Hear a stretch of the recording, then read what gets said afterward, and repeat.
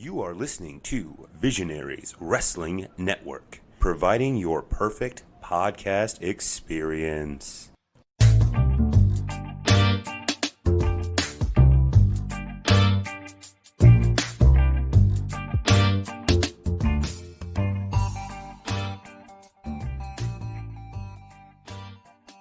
All right, this is the MGB Wrestling Podcast's review of Winter Wipeout. Now, this is going to be a little different, Mason, as well, for a couple of reasons. One, every time we've ever done an interview before, we've always put the interview at the end. Like, we've done the review, and then we've talked to whoever we wanted to talk about. I think this one is so important that we really struggled to find out the whole backstory for this, so we're actually going to start at the front. That's why I actually had to introduce this. Normally, we don't do an introduction or anything.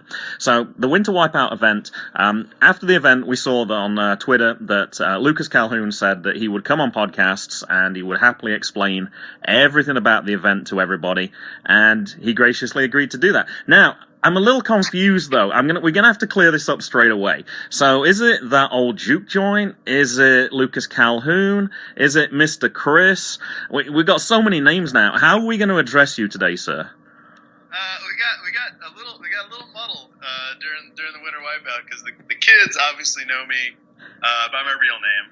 You know, I didn't teach as Lucas Calhoun, but I think probably for the sake of continuity, maybe Lucas Calhoun is the best way to go.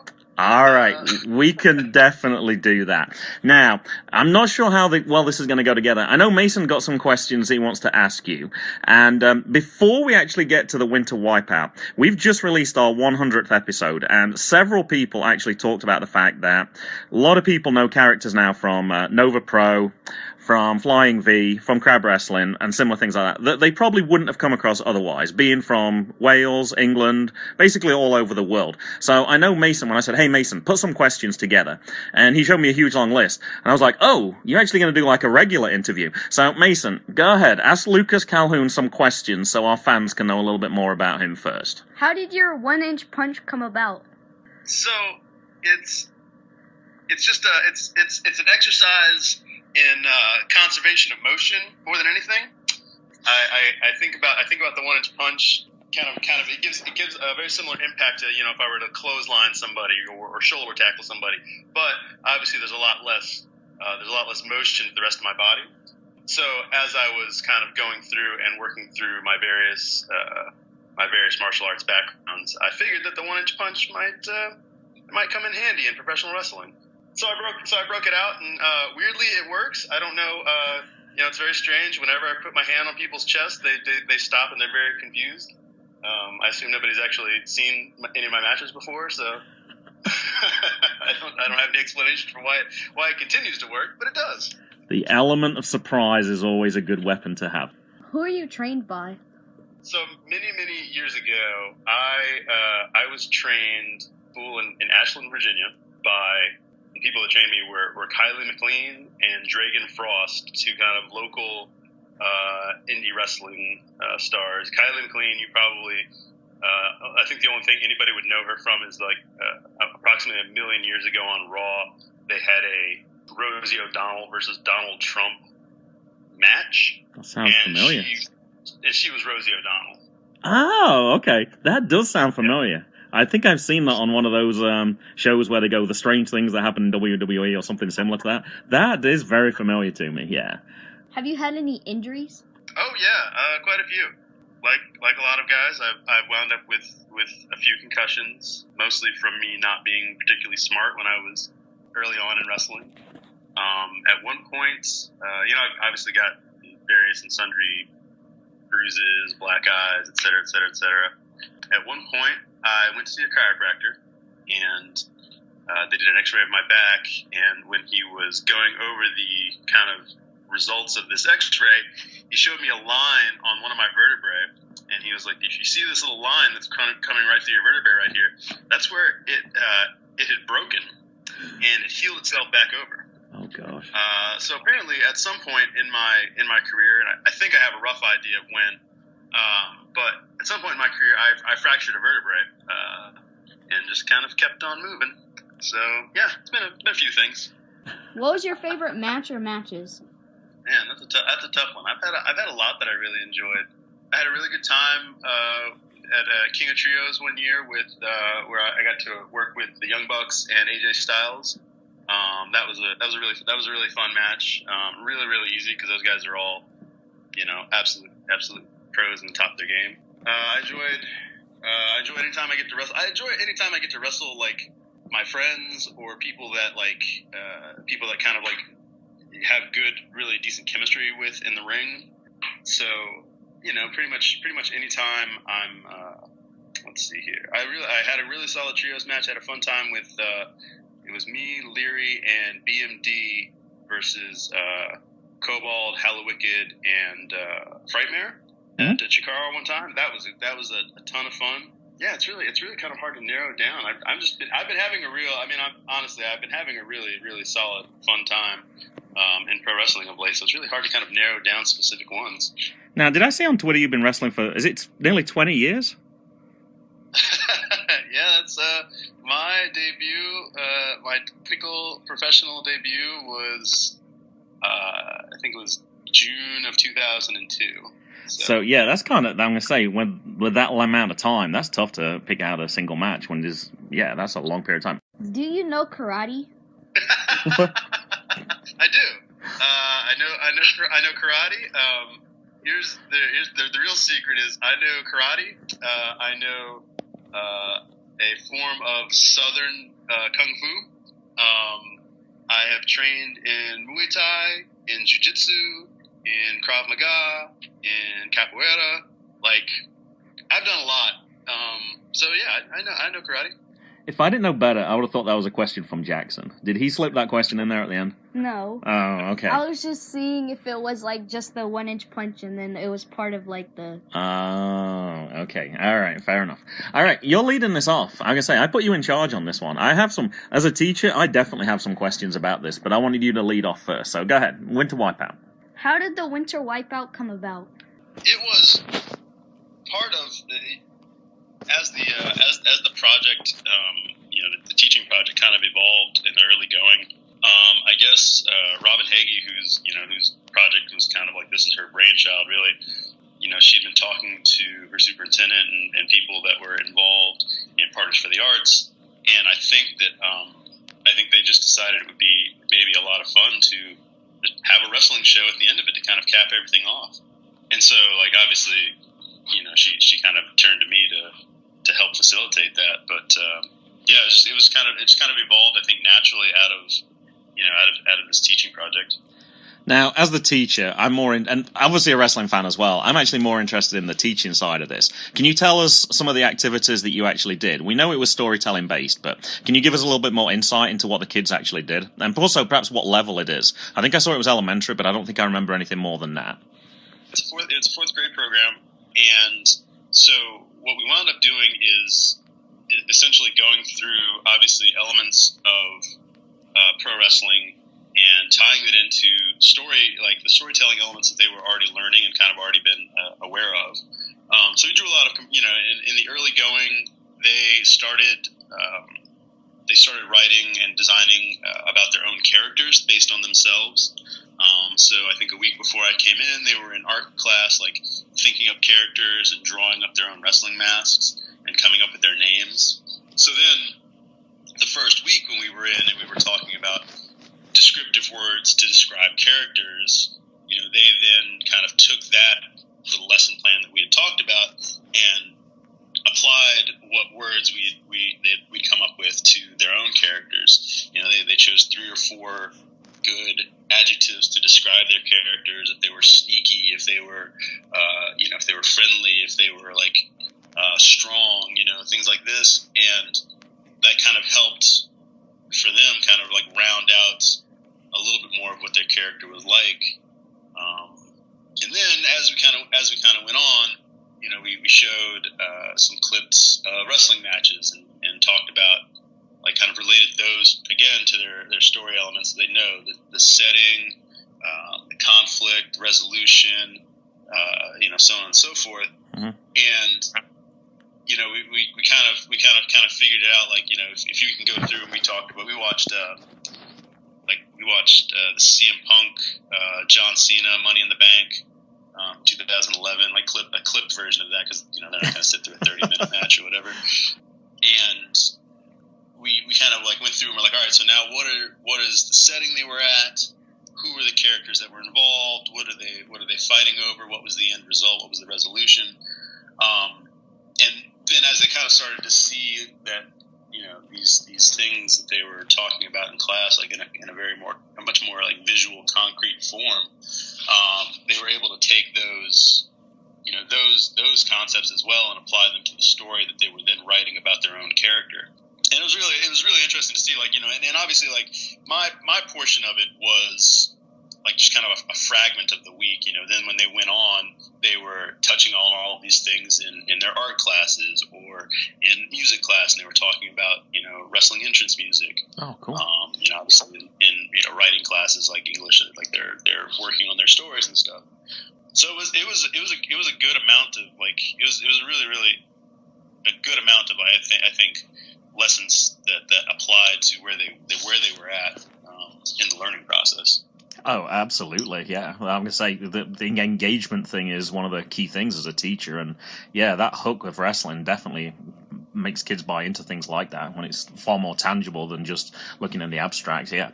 Were there any other kids that knew that wrestling were staged? We talked about this, Ms. Hagee and I talked about this before we started kind of going into the first week of classes, and I was fully prepared to go in and let them keep believing that Santa Claus was real, right? I was fully prepared to let them, let them go ahead and just kind of keep on thinking that pro wrestling was as real as it gets. But man, that first week, they absolutely blew it out of the water. They were talking about how it's all kind of staged and not predetermined and so on and so forth. So I think at this point, pretty much everybody knows if a classroom of fourth graders is going to tell me that if a classroom of fourth graders is going to tell me that it's not a real competition, I think at this point the cat's entirely out of the bag. Yeah, I thought that was a good question, because I know the audience, when I think it was either you or Brian asked, like, by round of applause, how many of you is it your first wrestling event you ever attended? And I'm guessing somewhere between 80 and 90% said it was their first time. So I was kind of curious about that when you mentioned that. I wasn't sure if people would know or wouldn't know. And I certainly don't remember when you were in fourth grade exactly whether you knew or didn't. I think you probably did, because I think we discussed it fairly early on. Yeah. Who are the other people involved? We had the entire project is the idea of a teacher friend of mine, Robin Hagee. She kind of a couple years ago came up with this idea to teach storytelling through the pro wrestling lens, and contacted me about it. And she's amazing at writing grant proposals and finding money for projects like this. So she went through and she got the grant and everything together. And obviously we sat down and had several meetings kind of brainstorming how we were going to teach these things, what it was we were going to teach.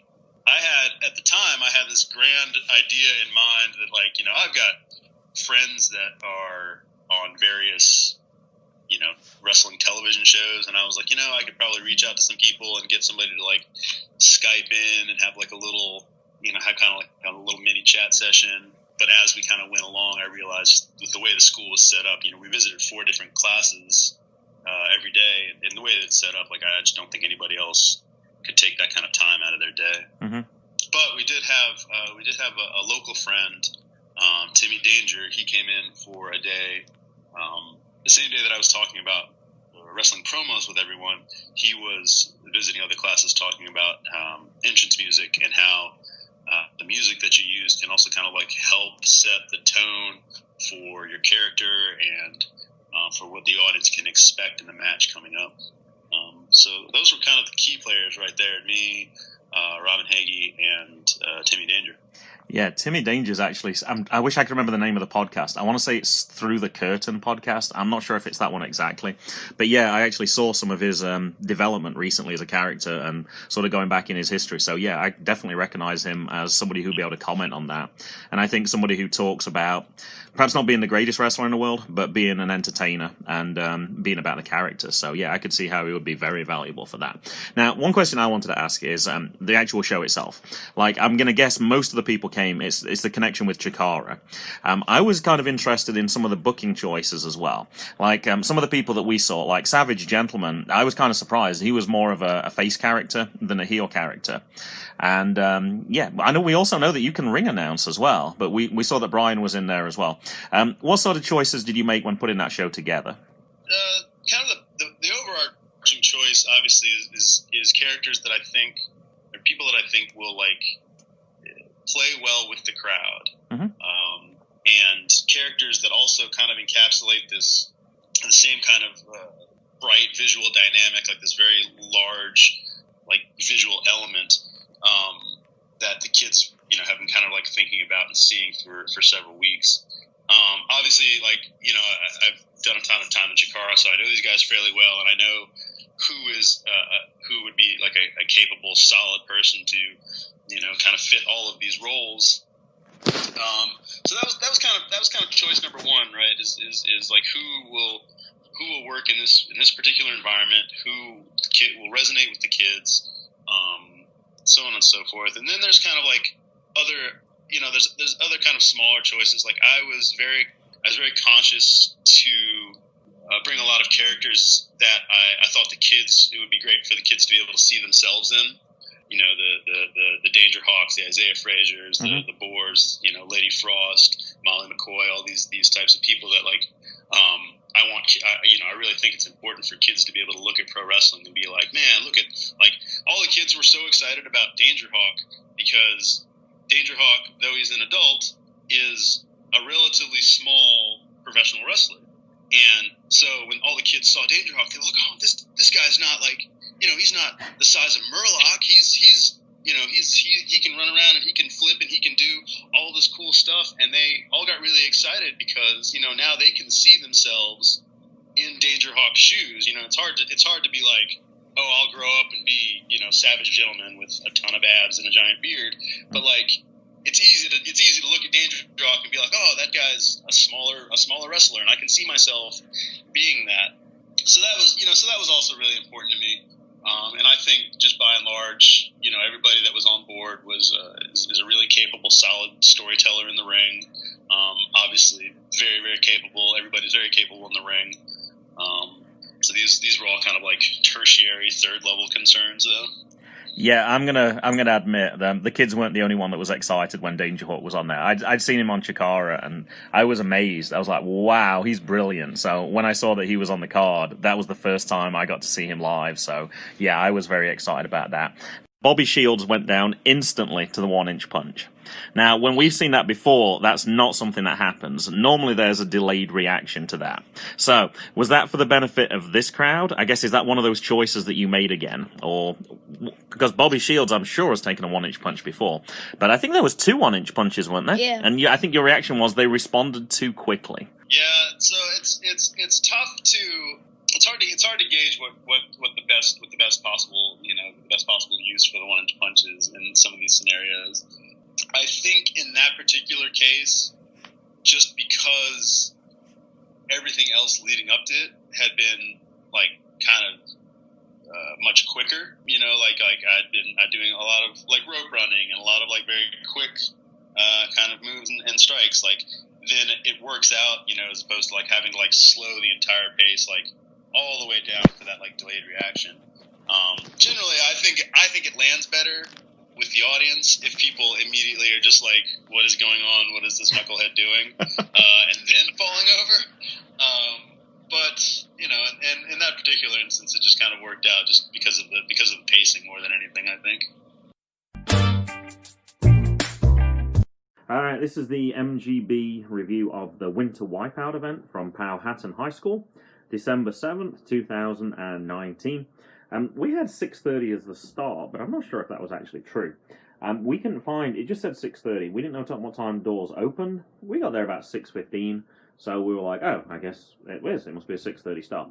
It actually started closer to 7 o'clock in the end, but that was fine. We sat down, and it was actually in a high school gym, so we sat on the bleachers. It was kind of like the MCW event, except it was only on one side of the gym. Now, this was actually a very special event. This is why we went. It was started with, I'm going to start with a tweet, Partners in the Arts at PIAURSPCS. This is on November 1st. Miss Haggy is leading at Frez Warriors, telling the story of Powhatan through wrestling. Literacy through writing. Character development, plot, setting, PIE, etc. ECT project in action. Hashtag Spider Pride, hashtag community engagement, etc., etc. Love you all. Partner in the Arts was actually founded in 1994 to train educators to integrate the arts into their pre-K-12 curriculum and provide support to implement school-based projects created in our courses, workshops, and professional development sessions. I'd actually seen a tweet from Lucas Calhoun that talked about the fact they were in the classroom, they were looking at stories through wrestling, and I guess the culmination of this whole thing was a wrestling event. And I was like, okay, you got my attention. And then I saw the card. I was like, you definitely have my attention now. So I try to remember how far this was. It was only about an hour and a half, I think. It was around the Richmond area, so we decided to go. We did our usual thing of actually going to try and play a disc golf game first, and then we went to the event afterwards. All right. Do you remember anything about the actual disc golf at all? Do you remember the place we went to, Jay? No. You don't remember anything about it? Wow. Okay, what about Mason then? The Killins Park. Okay. Okay, so what was it like? We threw it over the water. Yeah, we had holes where we actually had to throw it over the water. It was a little bit nervy. We thought we might lose the discs. I went in the water. There's one that I couldn't do, and Dad had to throw mine over. Yeah, I did. Yeah, it was like 200 feet straight over the water, so we had to throw it. We got a little nervous. There was also some holes that were par fours, which we've never had before. And, yeah, no, it was a really long course. But we had fun on that. Remember that, one, course? Yes. And it was a hole, so the tee was flat and then it curved up, and then we had to go up, and we just about finished our round just as it was starting to get dark.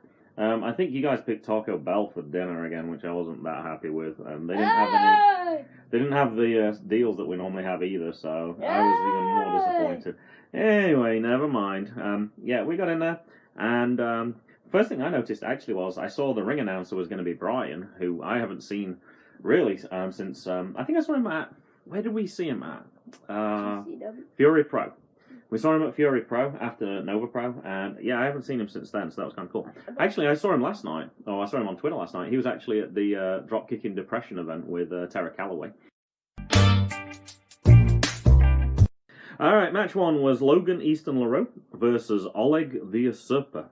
Jay, I would come to you, but that's all you have written in your notes, and that's in my handwriting as well. So, do you remember anything from Logan's match at all? I don't know, because I know that you wrote Oleg. I did. Versus Logan. Can you remember what Oleg looked like? I know you know who Logan is. Yeah, he had onions around his neck. He did, yeah. That's good. All right, I got from Oleg on Twitter because I didn't really know who he was. Viking nomad turned professional wrestler, slayer of dragons, eater of onions. Good job. Oleg has a lot of matches for Excellence Wrestling in Pennsylvania, I found out. And some of the names he's actually fought against, I actually recognise them. They're actually on this card. Dan Champion was one of them. Boar was one of them. Hallowicked. And also there was some other people. He's also been at Chikara as well. So, yeah, there was quite a few of those people we actually knew. All right, Mason, what you got for this match? So Logan entered with a mini 1%er. Then he went out the top rope 3 times into like a corner, like into running into the corner. And then it was Oleg did like a original choke slam. Now, actually, as we were struggling for some of the names for this, I tried to find the card on Facebook, and I didn't do it that way. But for some reason, I didn't go to Facebook and search. I went to Google and searched, and I actually found a website we used to use before, Mason, PW Ponderings. So I actually got all the names from there. So, yeah, the finish, I have the finishes in case you missed any at all. So it says Oleg the Usurper pinned Logan Easton Laroux after a choke slam. Alright, match 2 was Dan Champion versus the Proletariat Boar of Moldova. On Twitter, it says for Dan Champion, Big Dan Champion, plant-based athlete, I've got a bad desire, I'm on fire. Now, actually, I looked for some of the things for him. Dan Champion actually has a match at Orange versus Orange Cassidy. The LVAC Mall Madness on YouTube, it's great. He also has Bryce as ref, so I'm definitely recommending that for different people. Now, he actually lists on Twitter, I saw, his top 5 Christmas songs. So, I want to see, if I tell you the song, if you can tell me who the singer is, and which version that he likes, alright? Let's start with number 5. Number 5 is Christmas, Baby, Please Come Home. I'm getting crickets from these guys. Alright, number 5 was Bruce Springsteen. Alright, number 4, Blue Christmas. Bruce Springsteen. Good call. Number 3, Do They Know It's Christmas? Bruce Springsteen. No. Bruce Springsteen? No, that's not a Bruce Springsteen song. Oh, I know what the song is. Yeah. Do they know it's Christmas time at home? Alright, that's Band-Aid. Alright, number 2, Santa Claus is Coming to Town. Bruce Springsteen. Correct. Number 1, Merry Christmas, Baby. Bruce Springsteen. Bruce Springsteen, correct. Now, I'd actually missed this. When I watched that match that I talked about a second ago, someone said Bruce Springsteen sucks. And I was like, what are they talking? I had no idea. Obviously, he's a big Bruce Springsteen fan as well. So now I'm obviously a big Dan Champion fan as well, because I'm a big fan of him as well. Now, actually, I mentioned something early on his Twitter feed, and I totally missed it. As a big Bruce fan, I'm really disappointed. After the plant-based athlete, it says, I've got a bad desire, I'm on fire. That's a Bruce Springsteen lyric. I totally missed that when I was writing it down first time. Alright, Dan Champion's got some good advice, so I'm going to read you his Twitter feed, and I'm going to ask you the question, okay? He says, please remember to eat your 5 servings of fruit and vegetables today. Alright, Jackson, how many servings of fruit and vegetables have you had today? Tell me what fruit and veg you've had today. I had potatoes. That's not a fruit or a vegetable. That doesn't count. It is a vegetable, but it doesn't count. What else? He's pulling a face at me right now. Sorry, it doesn't count. It's cast as a starch. Sorry. Alright, what other vegetables have you had today?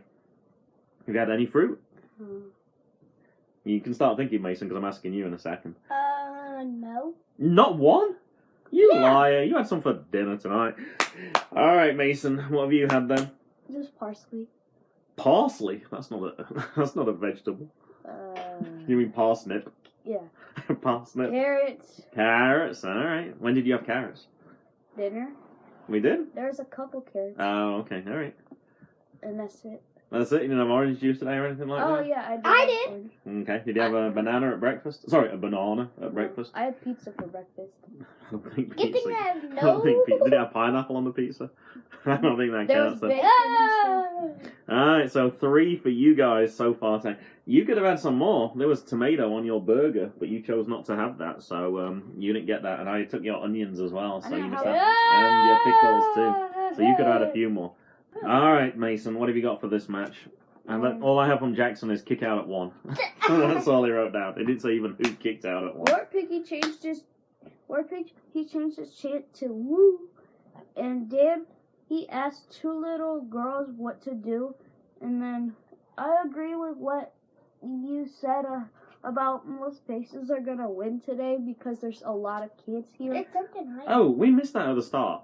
They actually asked, they said they explained why it had been going on, and it's a kids event or whatever, and they asked how many people is this their first time they've ever been to a wrestling event? By cheering, I would say there was at least 80 to 90% who'd never been to a wrestling match before. So yeah, there was clearly good guys and bad guys, but I thought it made more sense that the good guys would win at least most of the matches. So yeah. And there's one thing I have.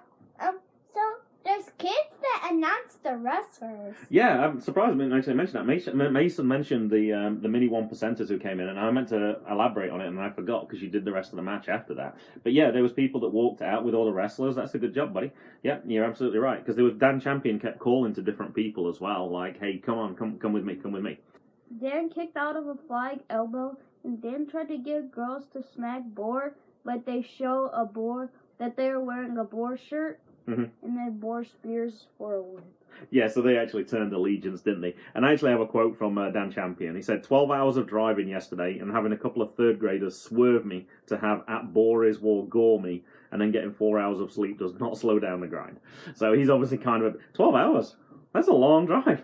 That's a lot. I'm guessing 6 hours one way and 6 the other. But yeah, good for him for turning up for this event. But yeah, and we actually did get to meet him later, and we'll talk about some of the other wrestlers that we saw as well. Now, after that, they brought out all the 4 women who were going to be wrestling later, and they actually got different people to ask them questions or give them an interview before. Can you remember any of the questions they asked the wrestlers, JJ? Are you I forgot. Uh-oh. Does Mason remember any of the questions? So, have you wrestled your opponents before? And most of them had wrestled each other. If I remember correctly, Jordan hadn't wrestled with Molly McCoy. I think that was the only two that hadn't wrestled McCoy each other. hasn't wrestled anybody. I don't think. Oh yeah, she wrestled Erica Lee. That was it. Are you scared of any of your opponents? Mm-hmm. Are you nervous? Yep. How long have you been training? Mm-hmm. How do you feel about your opponents? Mm-hmm. And that was it. And that was pretty much it. And then they got out. And then in match 3... Oh, I remembered one more thing, which actually links in with this at the start. Before the start, they came into the ring and explained all that stuff. We mentioned that the cheers, if you first wrestling event. They also introduced Lucas Calhoun as, I forget his real name, Chris somebody. But he was known as Mr. Chris as well. So that's relevant because match 3 was their Wilderbeast, Merlock, and Bobby Shields versus Apricots and Pears, I guess, in still life. I'd say Apricots and Pears. I'd say Apricots as well. Danjerhawk and Lucas Calhoun, but all the kids were cheering Mr. Chris because they knew him as Mr. Chris. Jackson's doing his best Apricots and Pears pose right now. I wish this was a video podcast. That was perfect. All right, Let me see what I got on here. Danjerhawk is the Scarlet Sparrow of @Xyberhawk 2000, former Chikara Pro Young Lions Cup champion. And what else did I find from him? Oh, I found some stuff on Chikara's webpage. 5'4", 140 pounds, 1 year of experience. Hails from cyberspace, I think is how you pronounce that. His Chikara debut was the Infinite Gauntlet. His theme is Rainbow in the Night by Kenny and Harley Wootson. Signature moves is the Springboard Dropkick, Headbutt, and Super Frankensteiner. And his finishing move is the Solar Flare. Now, why did I read all that stuff? The reason I read it all, Mason, is the Chikara website has every wrestler's theme tune mentioned. So if we want to add any of those, because sometimes we're like, ooh, that's really cool. And then we can add them. All right, so do you want to know some of the other ones then? Yeah. I think you can tell me who this one is. The song's called That Old Juke Joint by Kenny and Harley Wootton. Lucas Calhoun. Correct. Blank has non-listed, so is it probably blank? Doesn't have any sound. That would make sense, right? All the Airs and Manners of Men was Sonny Defarge. And Hallowicked is Never Wake Up by Josh Jones. And the one that I really liked is, all right, let's see if you can get this one, JJ. To Serve and Protect by Kenny and Harley Wootton. Who's that? Danjerhawk. Not Danjerhawk. Any ideas, Mason? Is there a clue in the name? To Serve and Protect? Apricots and Pears. No. It wasn't somebody who was actually there. It's just somebody who wrestles at Chikara. What does that suggest to you, Mason? To Serve and Protect? Solo Darling. Close. Very close. Willow. Nope. What does that mean? To serve and protect? Officer Magnum. Officer Magnum. Officer Magnum has his own wrestling theme, JJ. I didn't even know that, so we're definitely going to have to look that up. And also we found on there, it lists his height and weight. He's 13 inches tall. He weighs 42 pounds. We checked. You've actually put on a little bit of weight. You're 50 pounds now. But you were, when you met him, you probably were the same weight as Officer Magnum. That blew my mind. I was like, whoa. I did not think that was going to happen at all. All right. What have you got for this one, JJ? Anything? Do I need to read again? You got Let's Go Danjerhawk. And I told you before, I'd seen one of Danjerhawk's matches, and I was really, really impressed with him. We put here, I wrote down, this should have been the main event. I thought this was a really good match. Yeah, because it was a 3-person tag team. Mm-hmm. Yeah, I thought it was good. No disrespect to the main event at all, but I thought this was the one that would have probably got the most excitement. Actually, I don't know. Some people didn't actually stay for the whole match. With this being some people's first experience of wrestling, I think it was kind of a good idea, actually. They probably did just put this on right now. So they got to see Mr. Chris, and then if they wanted to leave at intermission, they could, and they'd still see Mr. Chris. So with hindsight, I think it was good. You put the other team did a rock bottom. I don't remember which person did that. Do you remember, JJ? No. All right. What you got, Mason? Danger does the 619, and Bobby sold the 1-inch punch too early. And Bobby, his arm is broken by his own teammates. Broken? Yeah. He got broken arm? Yeah. both of them because they like put. He had a broken arm. Did he have to go to emergency room afterwards? Yeah, they put his arm over their shoulders and then they kept putting it up and down into their shoulders. Yeah, it was like this. And then they thought it was And they're Danjerhawk. attacking it. They thought it was Danjerhawk, but Danjerhawk switched it to Bobby. Mm-hmm. And then they walked around, which then That was perfect comedic timing. they messed up because Danjerhawk came back in the ring and tagged, even though it was Lucha rules. I don't think the crowd would. They explained what lucha tag rules were, but I don't think that really mattered. I thought that was the perfect thing to show an audience that are probably going to appeal. Comedy wrestling is probably going to appeal to them. It's kind of a little bit like theatre. It's got that dramatic side to it. But yeah, they did the switch. They did that move on Danjerhawk before and hit him on his arms, and then they switched out and put Bobby Shields there, and then they were hitting Bobby Shields, and it was a funny moment. All right, keep going, Mason. So Bobby, he froze Apricots and Pears and got sandwiched. Still light kicked out when all three were on top of him, and they forgot about Lucha rules, and Lucas got rolled up by Bobby and lost. All right, and that's what I have here. Shields pinned Calhoun with a schoolboy whilst holding his pants for leverage, is how they described it on PW Pundit. And we were surprised. We assumed Mr. Chris was going to win this one, although we'd already had 2 face wins. And he didn't. He didn't win. You got something else? What else you got? So, the other team was attacking Bobby, even though he was on their team. I think we just did that one, buddy, right? Yeah. But you're right. Good point. Good call. How did they get a broken arm? I don't think Mason meant that. He didn't get a broken arm. I think he meant they broke the grip or something on his arms, but he didn't get a broken arm. That's not a broken arm. All right, I can't show you a broken arm, but he didn't break his arm. They just hit his arm. No, he would have gone. If he had a broken arm, he would have had to go to the hospital. He didn't have to go to the hospital. Now, during this match, as Mason did mention it, the person who was a little bit further across, the lady who was across from us, she leant across and asked you some questions, okay? Did you want to talk about that? Because it's relevant for the next match. So she talked about that she saw that I was writing notes and stuff, and then she asked if I wanted the wrestlers' autographs. Mm-hmm. So during the intermission, you gave her the notebook, and then we went down to intermission, okay? So while we were at intermission, JJ, there was quite a few wrestlers out there. Who did we get pictures with? Can you remember? Do you remember anyone's pictures we got? Warble, we did. We got Lucas Warble. Calhoun. We did. We got Lucas Calhoun right at the end, actually, because we didn't think we were gonna get him at all. But yeah, we saw him and we asked. Who else? Apricots and Pears. Apricots and Pears, yeah. This is Now, I forgot to mention as well, he was wearing a different outfit, and I didn't recognise him to begin with. We've only seen him in, like, that white and red, and he was actually wearing his, I'm colourblind, but I think blue. It was definitely a totally different colour. Purple. Oh, it was purple? Okay. So that was a different outfit. All right, anybody else you can remember who we met? Or Mason? I know. Okay, go ahead, then. Keep going. Erica Leigh. We did. We took a picture with. We did, yes. And I like how, Apricots and Pears made a pair.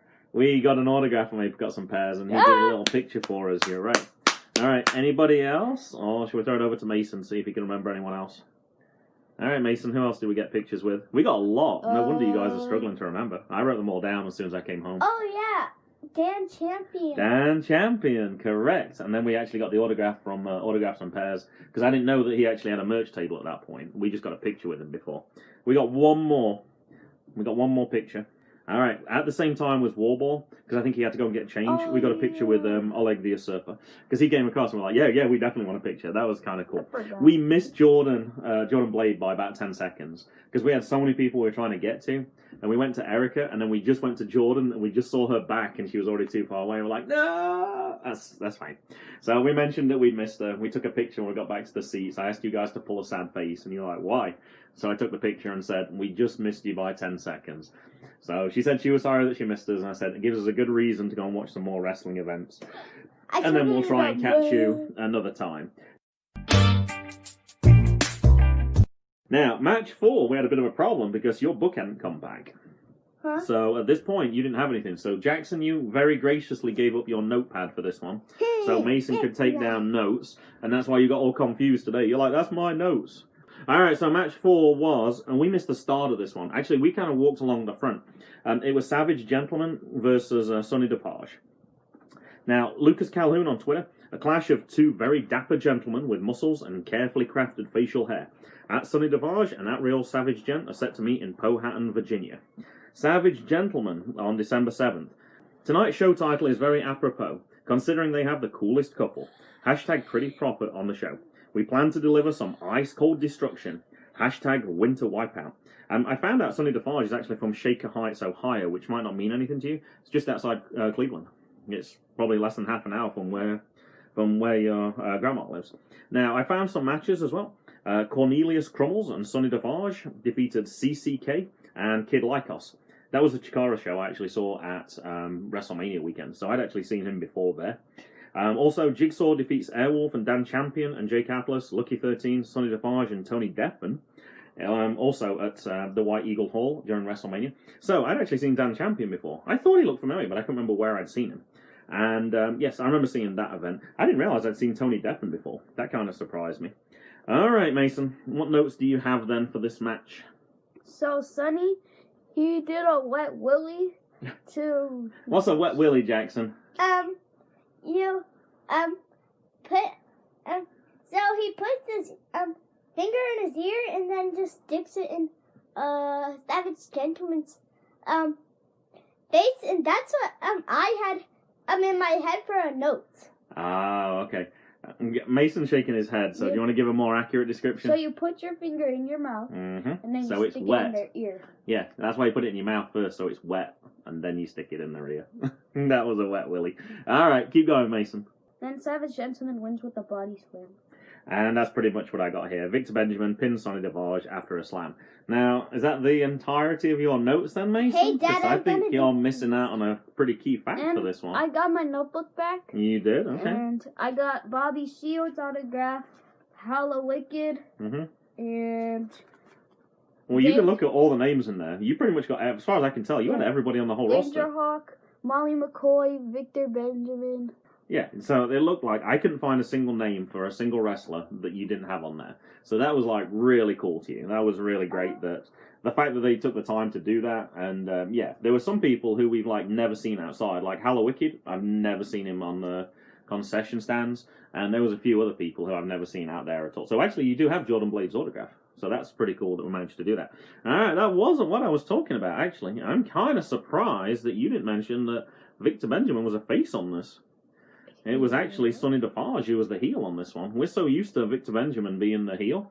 And I guess Jackson's forgot something as well, because you actually said something to Victor Benjamin. He didn't hear you, but what did you shout down from the bleachers?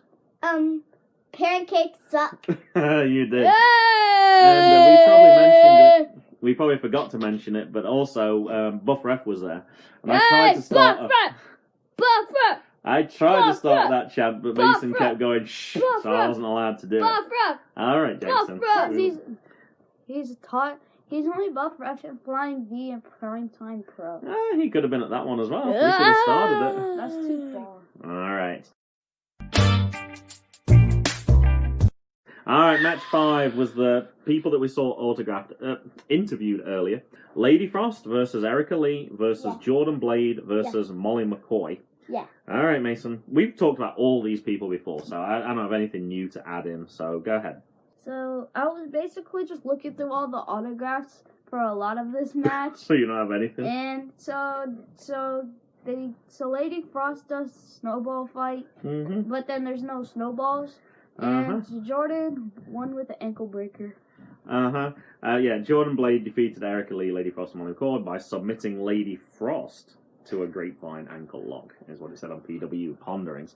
Now, also the thing that was surprising for this match at all, we didn't see Lady Frost and Savage Gentleman together. Normally Savage Gentleman accompanies her to the ring. I understand it was the previous match, but yeah, it was kind of weird watching her climb into the ring all by herself. Not that she can't do it, but we're so used to seeing those two together. Actually, we watched the Nova Pro event last night as well. We watched the Sink or Swim tryout show. And we saw, because it wasn't Savage Gentleman at that point, it was actually Shane in your face. Shane in your face. And it wasn't Lady Frost either. I can't remember Lady who it was. Evelyn. Oh, you remember part of it. Yeah, but they had slightly different colours. He still had his hat on. You could still tell it was them, but that's kind of interesting watching back then. You could really tell how good Victor Benjamin was even then. Like, he still had that, he had that level of confidence. They had the whole act going, and yeah, they were getting booed immediately. As soon as, yeah, I'm gonna lower the ring so you can climb in, but you're still gonna get booed. I thought he was really good. Alright, match 6. This was the main event then. This was Isaiah Frazier versus Hallowicked. We've talked about all these people before as well. So, Jackson, what do you have? Oh, you want me to get your notes? I'm sorry. Yeah. Oh, I'm sorry, JJ. Previous match, we got Let's Go Lady Frost, and then you got Buff Ref. Buff Ref. Alright, let's turn the page. Alright, what you got for this match? Alright, pass it to Mason then, so see if he can read it. All the kids went to the barricade. Yeah. To Why did they go to the barricade, JJ? To Unreal. Can you remember? Why did all the kids run to the barricade? Hallowicked! Yeah, Isaiah Frazier got hold of Hallowicked, and you had a chance to do that recently, and you turned it down at MCW. This one, all the kids went down there. I've never seen so many. And they all just gave him a slap. I thought it was really funny. Oh, you trying to see if there's anything else in here? I think that's all you're out, JJ, but that was a really important moment for this one. That was a really important... That's what it says. It said all the kids went up to the barricade. We already have that. All right, Mason, what else you got for this match? So Hallowicked yelled, like, who smacked me? And basically every kid raised their hand. Hallowicked yelled, and then he yelled that they're next. And Hallowicked had a blade in hand, we think. Ooh. And then Isaiah kicked it out of his hand, and Isaiah won with a slam. That's a little naughty to do that, isn't it? That's the police had to tell him. The police should have told him. There was a policeman there as well. Yeah, he should have told him, shouldn't he? Yeah, he should have said, you better pray for that. Uh-huh. All right, so after the matches, we just left it, and once the last match had finished, I seem to remember Jackson stayed up for quite a while, actually, for this one. You nearly made it all the way home.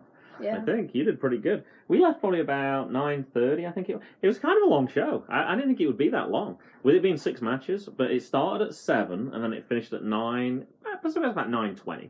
But even so, you factor out the intermission, it was a good 2-hour show. I thought that was great. On Twitter, Lucas Calhoun, after the event. Last night, we pulled off something pretty magical. We had well over 700 people incredibly stoked to see #Winter Wipeout. The kids all had their art and stories on display. They did an amazing job at ring announcing and escorting wrestlers to the ring. I feel really bad about this. As we walked through the cafeteria, there was all those pieces of paper on the side. I didn't realise that's what it was. I had no idea that was related to this event. I just thought it was people from the school putting out their artwork. So I didn't even bother going looking at it. If I'd have realised it was the wrestling stuff, I would have gone. I felt really bad about missing that. He also continued, I've been very fortunate to do a lot during my time in pro wrestling, but this project very well have been the best thing I've been involved with. So many thanks to Dish Out. At PIAURSPCS made it possible. At Frez Warriors for being amazing and encouraging creative kids. To at Powhatan HS for generously letting us use their venue. To Robin Hagee, apologies if I'm pronouncing that wrong, for allowing me to help bring her crazy idea to life. And to everyone who came out last night and supported what these kids were doing, and the work they produced. In this moment, I feel like a very fortunate man. Overwhelmed by the response to this project as a whole, and #Winter Wipeout in specific. I've had a couple of requests already, so I'll just put it out there. If you have a podcast and would like to have me on and talk about what we did, I would love to do that. DMs are open. Alright, any other final thoughts for this one then, Jackson? Okay, nothing from Jackson? Mason? I do. Go on then. Yeah! Alright, stop. Let's get into that anyway. Mason, anything? Oh, we did get the interview? I guess we did. Or if we didn't, this will be edited out. Yeah. I don't know. We'll probably put it at the start. Alright, boom. It's goodbye from me. And it's goodbye to me. And it's goodbye from them. Goodbye.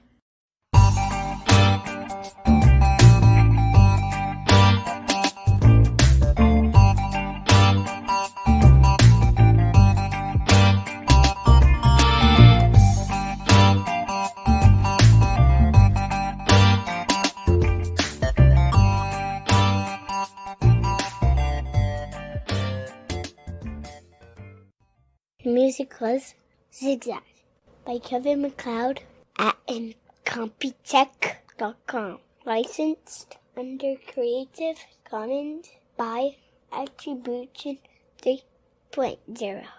http://creativecommons.org/licenses/by/3.0/ That was going to be one of my questions, and I forgot to. I thought of it when I was in the car, and I was like, I must write this down later.